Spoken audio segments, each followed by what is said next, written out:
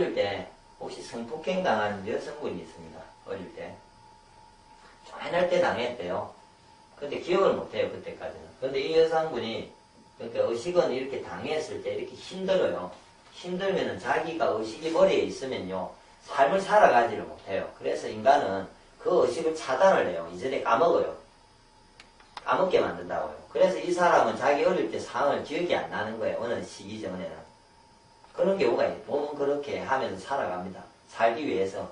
그래서 이 사람은 그 기억이 없어요. 기억이 없습니다. 그래서 자라면서 이제 남성을 사귀고 결혼을 하려고 사귈 때까지는 멀쩡하대요. 결혼하려고 준비를 하면 갑자기 이 남성이 너무 혐오스러워지면서 도망을 가는 거예요, 자기가. 근데 자기 본인이 이해를 못 하잖아요. 네? 그때까지 좋았는데 그게 한 번이 아니고 계속 있었다는 거죠. 이게 외국의 예입니다. 제가 외국의 심리학책을 보면서. 그래서 이 사람이 심리적인 부분의 문제를 가지고 상담을 해서 체면술 있잖아요. 이런 걸 해서 어릴 때 상황을 상기시켰어요. 어릴 때. 그러니까 어릴 때 자기가 성폭행 당했던 게 이제 그때서 기억이 나는 거죠. 기억이 나고 그때 그거로 인해서 엄청나게 울고 나서 남성에 대한 두려움이 없어졌어요. 왜 없어졌냐고 저도 생각을 하면서요. 그거는 이렇게 이제 되는 거죠. 난주대 치유방법하고도 같은데 어릴 때는 조맨할 때 예를 들어서 어릴 때는 어린이의 마음은 조맨할 때 아이의 마음 있죠. 아이의 마음은 감성적이에요. 그래서 어떤 남자가 자기를 성격 꺼냈는데 이 남자 자체에 대한 혐오심이 생기는 거죠. 한 개인이 아니고 이 사람은 남자로부터 받았다고 생각해서 어릴 때 자기 머리에 박혀 있는 거예요. 그래서 까먹었죠. 그래서 남자는 그런 사람이에요. 근데 사귈 때까지 상관없는데 결혼하니까 그 혐오감이 확 올라오는 거죠. 무의식에서. 확 올라온다고요. 자기도 이해 못하게. 그러면은 갑자기 지금까지 모든 가정이 떠나서 무의식이 지배를 하기 시작하면요. 그 감정이 갑자기 돌변을 해요. 본인도 이해 못할 정도로. 그러면서 짜증이 나고 힘들어지는 거죠.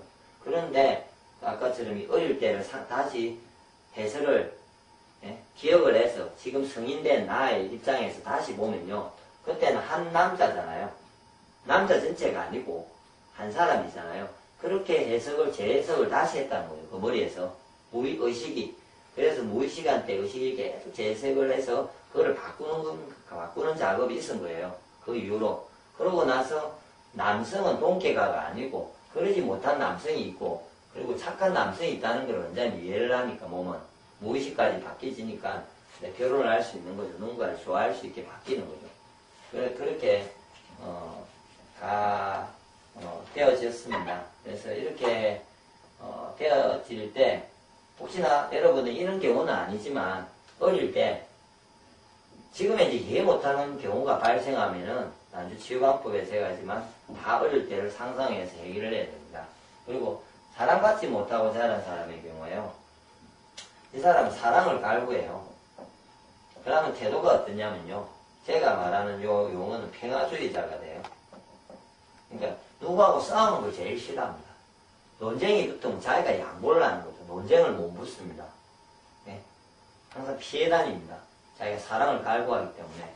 저처럼 사랑을 많이 받잖아요. 어릴 때요. 그러면은 사랑을 뭐 이렇게 누군가로부터 모든 가족이나 자기가 이렇게 제가 아들 혼자다 보니까 대부분 쟤를 좋아해줘요. 그럼 사랑에 대해서 갈구를 안 해요. 그래서 누구하고 싸우면 저는 가감해요. 제 하고 싶은 대로 이야기를 하고요. 그 사람 안 만나면 뭐 안 만나도 되지 뭐. 이렇게 간단하게 생각하고 혼자 뚝 떨어져 놔도요. 또 새로운 사람도 누군가 나는 얼마든지 나를 사랑해 줄 거다는 자신감이 있는 거예요. 근데 이 사람은 자신감이 없어요. 무의식에. 누군가 자기를 사랑해 주지 못할 거라야 돼. 갈구를 가지니까 사람이 누군가가 자기와 싸움이 생겨서 어떤 분쟁이 생길 때 그 자기의 무의식이 발동하는 거예요. 두려움, 자신감 없는 게. 그러므로 그 사람과 인간관계를 그대로 두기 위해서 무의식이 지배를 하면서 그냥 얼렁뚱땅 지내는 거예요.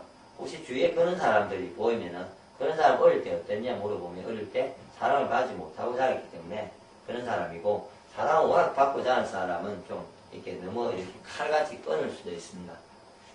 단순해지거든요. 그래서 그런 부분도 예를 제가 들은 것 중에 이제 이런 더 많은 예가 있는데 이거는 아까처럼 천성에 의해서 지배를 받는다는 말입니다.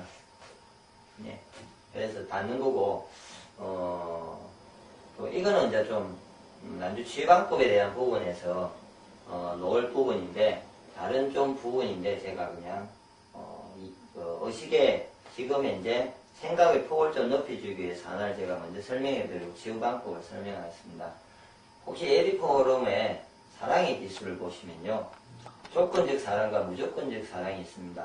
이걸 한 분석을 잘 해보시고 난주 제가 치유방법을 이야기할 때 답을 찾으시면 되는데, 조건적 사랑이라는 거는 A를 하면은 내가 뭐를 해줄게, B를 하면은 뭐를 할게. 그러니까 어릴 때요, 누구한테 그 사람이 한 행위에 대해서 어떤 결과를 주어지잖아요. 이런 걸 말합니다. 무조건 사랑은요, 어머니와 같은 사랑이죠. 조건적인 사랑은 아버지와 같은 사랑이라거든요. 아버지는 조건을 잘 걸죠. 어머니는 이 사람이 A를 하든 B를 하든 나쁜 짓을 하든 좋은 짓을 하든, 예? 좋아하는 좋은 일을 하든 조건과 상관없이 항상 그 사람을 아들이기 때문에, 자기 자식이기 때문에 사랑해주는 사랑이 있고요. 그런 부류의 사랑이 있고요.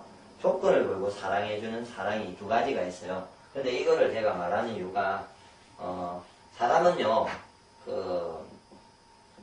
이 조건적 사랑이 많이 받고 사는 사람이 있고요. 조건과, 예를 들어서 무조건이 있는데, 퍼센테이지로 치면요, 조건을 50대 50을 받으면서 잘 자라온 사람이 있을 거고, 이러면 제가 보기 가장 무난한데, 조건적 사랑이 없고, 무조건적 사랑만 받고 온 사람 100%.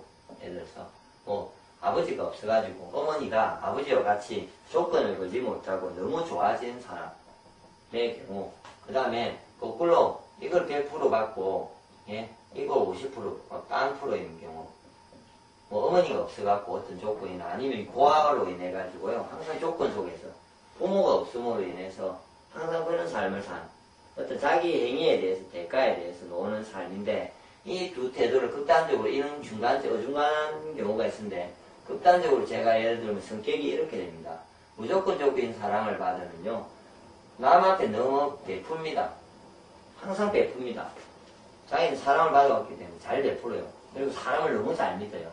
근데 조건에 대해서 걸 수가 없어요. 자기 행위는 모든 거는 그러니까 논리적이지가 않아요. 그래서 그주기 때문에 성공 못하고요. 항상 이렇게 좀 인간은 좋은데 사람은 좋은데 특히 자본주의상으로 보면요, 능력이 떨어지는 사람으로 발생을 합니다. 너무 잘해주기 때문에 항상 모든 사람들한테 잘해주고 그랬던 조건을 걸지를 못해요. 삶을 살면서 이 사람은 항상 무조건 사랑만 받아왔기 때문에 자기도 그렇게만 해주려고 해요. 근데 조건적 사랑만 받아온 사람은요, 무조건적인 건 없어요. 이 사람은 자기가 누군가를 자기가 진득하게 사랑해주고 온 게 없기 때문에 항상 살면서 자기가 쟁취를 하기 위해서요, 쟁취를 하죠. 자기 노력으로, 예? 노력으로 자기 대가로서 사랑을 받기 위해서 영을 쓸 거 아닙니까? 이 사람들이 일 업무 처리 능력이 진짜 좋습니다. 조건을 던지면 업무 처리나 일을 엄청나게 잘해요. 그런데 누군가와 항상 외롭죠. 자기는 사랑을 이렇게 전체하고 이렇게 공유하지를 못합니다. 그래서 외롭게, 능력은 좋은데 외롭게 살고 좀 싸늘하고 이렇게 논리적이고 이성적인 이런 관계성을 가지는 사람이, 예, 조건적 사랑을 너무 많이 받고 온 사람의 경우입니다.